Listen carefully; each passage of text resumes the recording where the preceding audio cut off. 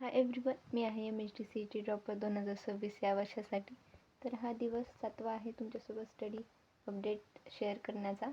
तर मी तुम्हाला प्रिव्हियस व्हिडिओमध्ये म्हणले होते की तुम्ही ऑर्गॅनिक केमिस्ट्रीसाठी अशी नोटबुक करू शकता रिॲक्शन्ससाठी.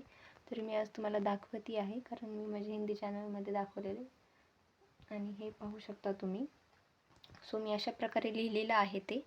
आणि आता मी इथं इम्पॉर्टंट पॉईंट लिहिणार आहे अबाउट ह्या रिॲक्शन्स, जे IMP पॉईंट्स आहेत ते.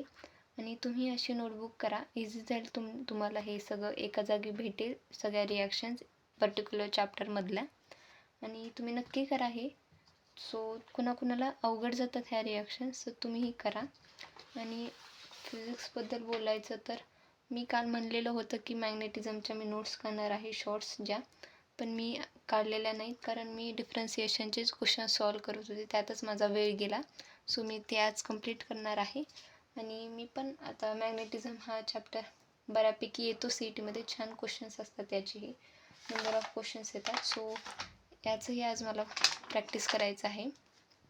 आणि मी माझं ऑक्टोबर मंथचा हा प्लॅन बनवलेला नाही आहे.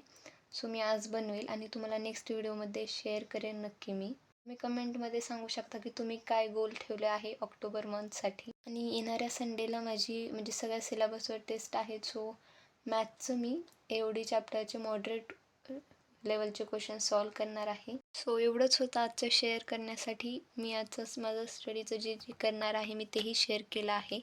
आणि मी अजून एकदा सांगते, हे तुम्ही नक्की करा, कारण हे खूप इम्पॉर्टंट म्हणजे खूप कामाला येईल तुमच्या ऑर्गॅनिक केमिस्ट्रीसाठी. कारण मलाही म्हणजे थोडंसं हार्ड जातं हे रिॲक्शन्स, बट हां, प्रॅक्टिस केल्यावरती सगळंच सोपं आहे, असं आहे. तर आजचा व्हिडिओ आवडला असेल तर प्लीज लाईक करा आणि सबस्क्राईब करा माझ्या चॅनलला.